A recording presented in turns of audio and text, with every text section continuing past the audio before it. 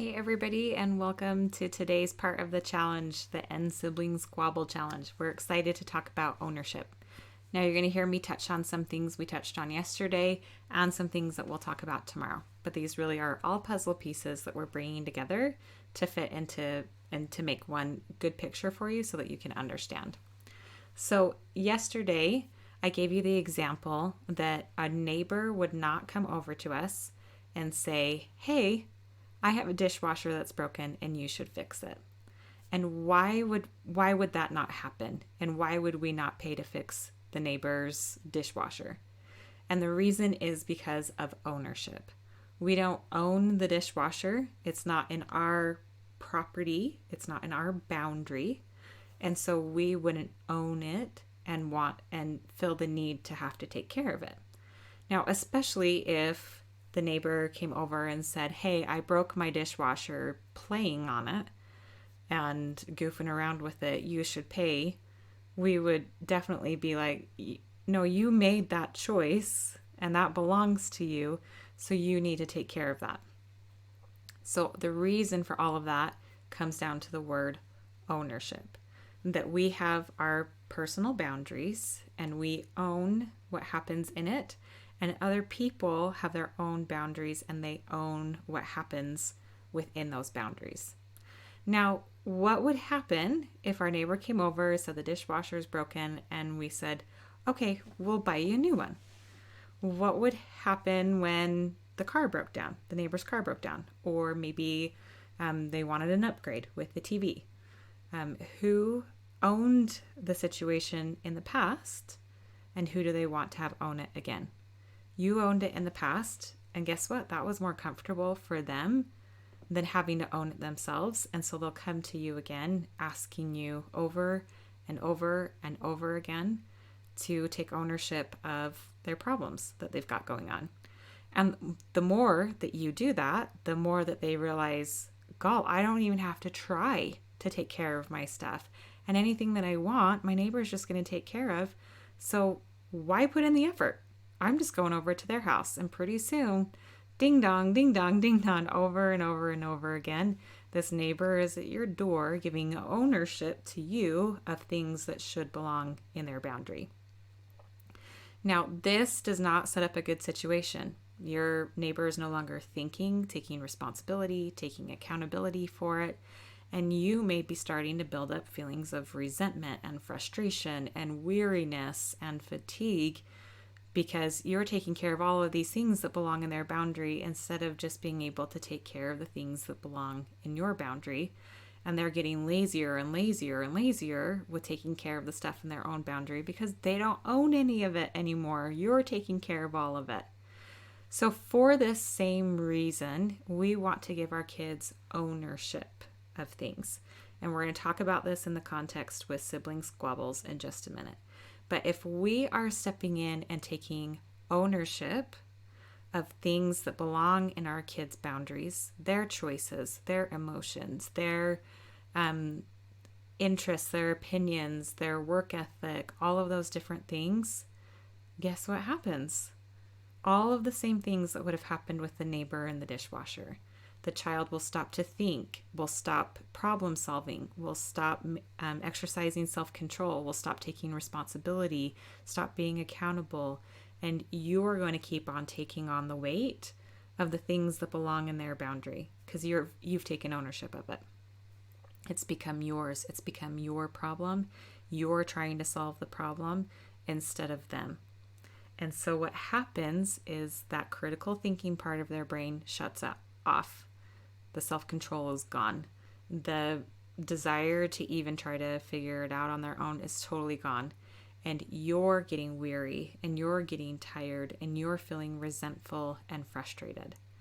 So if you are a normal parent, which you are, my guess is that, like me, you've been taking ownership of the sibling fighting, that you've wanted it to end because of the reasons that you guys stated in your comments. And they're all good reasons. Like, it's contentious. It fills the home with a yucky feeling. You're worried about relationship ruptures and shutdown, and you want your siblings, your kids, to be friends with each other, not mortal enemies with each other. You want them to enjoy getting together, not hate Thanksgiving gatherings.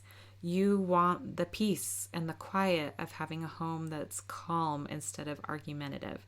There's all these good reasons, and they are all the reasons why you are trying to take ownership, why you're trying to get them to get along, to compromise, to be nice, to all of these different things. But what has happened in those efforts is that it has shut down their thinking, their problem solving, they're taking ownership of it, and they're just giving it to you. Mom or dad is going to figure this out. Mom or dad is going to get involved. I don't have to figure out how to get out of an argument. If somebody is coming at me all the time, I don't have to figure out how to stand up for myself because my mom will do it. Or if one of your children is the perpetrator, I don't have to figure out how to be nice because this is still getting me what I want. I still get attention from my parents, and that feels good. And I get to get away with this, and that's not a problem for me. So I just keep on poking the bear and seeing what happens. So when we get involved as parents, we are robbing our children of the opportunity to develop the critical life skills that they need that comes through conflict with their siblings.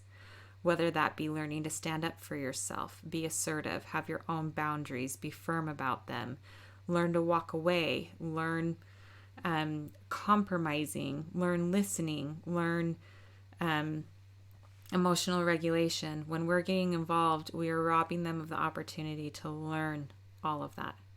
So what we are going to ask you is to not take ownership of the fighting. That if there is a sibling squabble going on, that you don't get involved at all. That maybe if they say, Mom, he's hurting me, you offer some empathy and some compassion for what's going on. But then you simply state, I trust that you guys can figure this out. So instead of stepping in and showing you guys can't figure it out, you're instead stepping back and expressing confidence that they'll have the ability to figure this out. Now you may be saying, Celeste, they can't figure it out. They've been fighting all of these years. One of them is young, or one of them has a diagnosis, or one of them is not emotionally regulated. All of these different things. And I hear you 125%. I am there with you. And I even asked Janet the same thing. Like, they can't figure it out. So what she said then is that you continue to give them ownership, but then you offer, hey, I'm noticing that you're struggling with this sibling. And when you are ready to start to solve that problem, so once again, you're giving them that ownership. When you're ready, I have some ideas of how to work through this. So that ownership belongs to them. So then they feel empowered, and when it's their idea to get help, they buy into it a lot more. Research shows that when a parent heads into like lecture and teaching mode, and if the child does not want to receive it and it's not invited, that the child actually shuts down their brain and then wants to do the opposite of what you're saying. So not only are your words falling on deaf ears, but then they want to do the opposite of what you just said to show that they're in control of their own life. So instead of trying to force it, you give them ownership of when they would like to learn the skills.